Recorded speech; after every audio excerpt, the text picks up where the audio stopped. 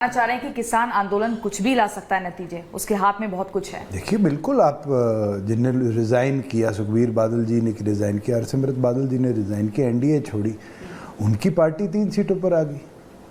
परिस्थितियां कुछ भी ला सकती है और राजनीति के अंदर प्रेडिक्शन इज इम्पॉसिबल। दुष्यंत जी, अभी आपने कहा कि 4 अक्टूबर को हम बैठकर फिर से बात करेंगे। आप किस आधार पे कह रहे हैं कि बीजेपी की नींव कमजोर हुई है? क्या किसानों की नाराजगी, क्या पहलवानों की नाराजगी, ये सब कुछ आधार बनेगी? और क्या यही सब नाराजगी आपको भी, जेजेपी को भी लोकसभा चुनावों में झेलनी पड़ी? देखिए, हमने लोकसभा में क्या झेला है जग जाहिर है। एक चुनाव ऐसा बन गया था जिसके अंदर, हमारी देसी भाषा में कहते हैं, बड़ी पर्ची का चुनाव था। और बड़ी पर्ची के अंदर 2 यूनाइटेड फ्रंट नेशनली बने, एनडीए और इंडिया अलायंस, और उन दोनों नेशनलिस्ट फ्रंट्स के बीच चुनाव लड़ा गया। आप नॉर्थ इंडिया में मुझे 5 सीटें नहीं गिनवा सकते जो इस फ्रंट से पंजाब को छोड़कर डाइवर्ट हुई हो। सिर्फ एक सीट मैं जानता हूँ, चंद्रशेखर की है। चंद्रशेखर जहाँ लड़ा, जीता, वहाँ पर सपा कमज़ोर हुई। अदर देन दैट पूरा north India was wiped out between 2। या तो वो इंडिया अलायंस था या एनडीए था, और उसी के बीच में मुकाबले रहे। रीजनल पार्टीज को लोगों ने बड़ी पर्ची में साथ नहीं दिया। अभी छोटी पर्ची का चुनाव, छोटी पर्ची तो रीजनल पार्टीज का चुनाव है। और इतिहास है कि जब जब विधानसभा के चुनाव हुए हैं, when it comes to regional talks, Chaudhary Devilal ji एक कहावत कहा करते, regional parties are original parties. तो छोटी पर्ची में तो वही मुद्दे उठाती है जो जमीन से जुड़े हैं। क्या आप ये तय कर सकते हैं कि कांग्रेस का मुख्यमंत्री चेहरा कौन होगा? क्या बीजेपी श्योर शॉट है कि नायब सैनी चुनाव हार जाएंगे, उसके बाद भी उनको मुख्यमंत्री बीजेपी बनाएगी? हमने राजस्थान में देखा है, वसुंधरा राजे जी और ये सारे बैठे थे और मनोहर लाल जी गए और एक पर्ची दी और भजन लाल शर्मा का नाम आया। आज बड़ी पार्टियों के अंदर तो यही तय नहीं है कि उनका चेहरा या उनको लीड करने वाला व्यक्ति कौन होगा। आप तो रहे हैं 4.5 साल, आपने देखा है कैसा वर्क कल्चर वहां का रहा है। क्या आपको लगता है कि नाम डिसाइड नहीं हो पाता है? क्योंकि आप कह रहे हैं कि इस बार भी कुछ भी हो सकता है, तो उसका क्या रीजन है? आपने काम किया है सबसे ज्यादा। देखिए, काम हमने किया है उनके साथ, वो उनके इंटरनल पार्टी के वैल्यूज है या पार्टी के मुद्दे हैं। मैं ये मानता हूँ नेशनल पार्टी दिल्ली से चलती है, और जब पार्टियां दिल्ली से चलती है तो दिल्ली की सुनती है, दिल्ली की करती है। कांग्रेस के अंदर क्या आंध्रा में आप सोच सकते थे कि रेड्डी जी मुख्यमंत्री बनेंगे? He was not the face.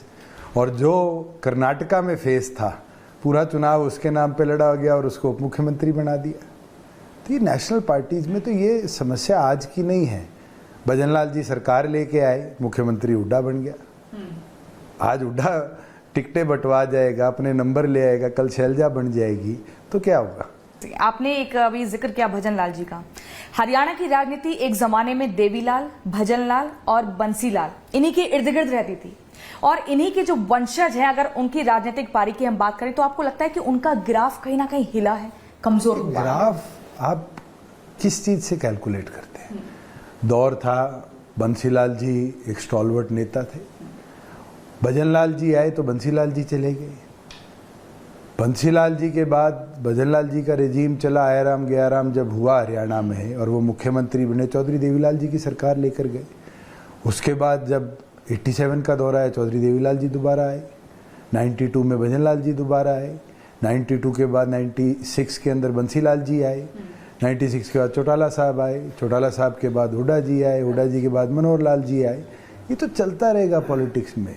हाँ, किसके अंदर जील है, ईर्ष्या है कि वो लड़े और लड़कर जीते, वो डिपेंड करता है कि क्या वो दम रखता है आगे बढ़ने का। और मुझे लगता है कि जिस तरीके से कुलदीप बिश्नोई पहले एक पार्टी बनाते हैं, फिर कांग्रेस में जाते हैं, अब बीजेपी में चले जाते हैं, या किरण चौधरी जी जो दिल्ली की राजनीति छोड़ के सुरेंद्र जी के निधन के बाद भिवानी आती है और लगातार कांग्रेस से जीतती है। अब क्यों वो कांग्रेस में गई, वो तो उनका खुद का व्यक्तिगत सोच का मामला है। मगर समय बड़ा बलवान है, हर रोज एक जैसी नहीं होती, हर सुबह अलग होती है। और उसके अंदर मैं ये नहीं कह सकता कि आज की परिस्थिति शायद 35 दिन बाद की हो, और 35 दिन बाद की परिस्थिति 5 साल का हरियाणा तय करेगी। उस 5 साल के हरियाणा के लिए जनता वोट देगी। चलिए ठीक है, कॉन्फिडेंस है या ओवर कॉन्फिडेंस, ये वक्त आने पर साफ हो जाएगा। लेकिन क्योंकि किसान आंदोलन का भी हम यहाँ पर जिक्र कर रहे थे, तो उस दरमियान विरोध आपको भी झेलना पड़ा। आपने भी विरोध झेला है और वो रैलियों की तस्वीरें हमने दिखाई भी थी। लेकिन ये बताइएगा, डैमेज कंट्रोल करने के लिए भारतीय जनता पार्टी ने तो मास्टर स्ट्रोक चल दिया है।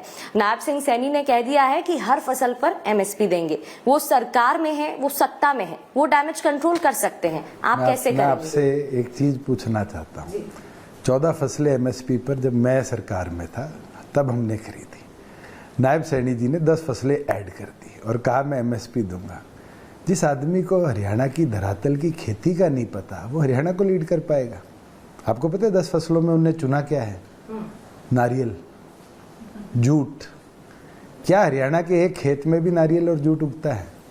उनसे पूछने का तो काम करिए कि खेती के बारे में जिनने उनको ज्ञान दिया है, जिनने कहा ये 10 क्रॉप्स ऐड करिए, 10 में से 9 क्रॉप्स तो हरियाणा की धरा पर कभी उगी नहीं सकती। ऐसे तो मैं उठाकर कह दूं कि हम रबर को MSP पर खरीदेंगे, हम टबैको को MSP पर खरीदेंगे, क्या वो फुलफिल कर पाएगी? स्टेट फुलफिल कर पाएगी? क्योंकि लेकिन वो अभी सत्ता में है, वो अगर अपनी बात जीरो है।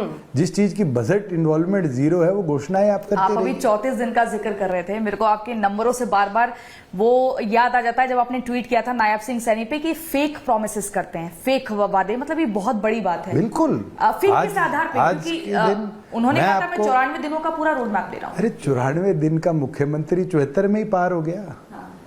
आपको फैक्चुअल फिगर्स पता है कि ऑफिस में माइनस द लोकसभा तो इलेक्शन, 74 दिन बचे, तो 74 दिन का मुख्यमंत्री है, 94 नहीं है। और दूसरी चीज, उनने कौशल रोजगार निगम के अंदर लगे हुए कर्मचारियों को पक्का करने के लिए एक ऑर्डिनेंस लाया। ऑर्डिनेंस की वैलिडिटी कितनी है? 6 महीने।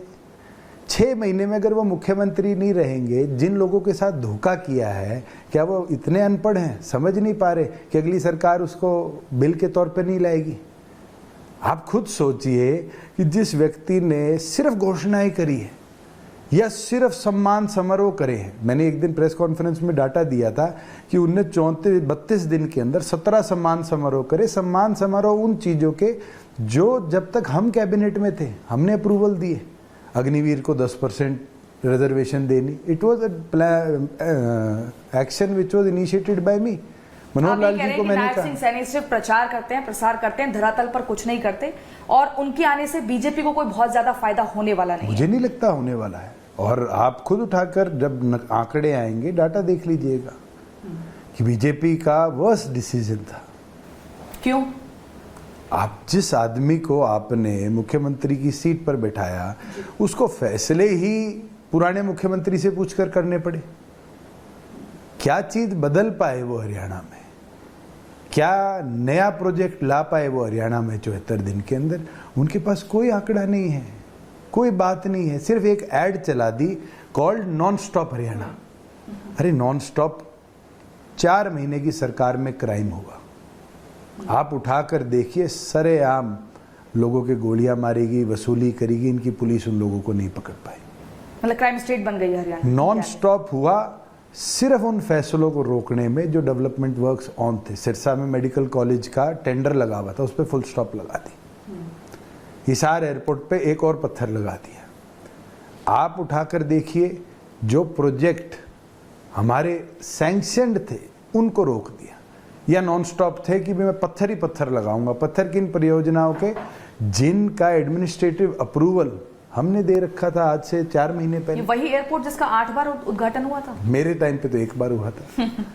7 बार तो मेरे से पहले या मेरे से बाद हुआ। और मुझे खुशी है कि जो पत्थर हमने लगाया रनवे का, वो इंडिया का सबसे बड़ा रनवे अब फंक्शनल है। एयरपोर्ट अथॉरिटी कैलिब्रेशन कर रही है और मुझे उम्मीद है कि अक्टूबर नवंबर के अंदर we will have first commercial flight operating from that airport.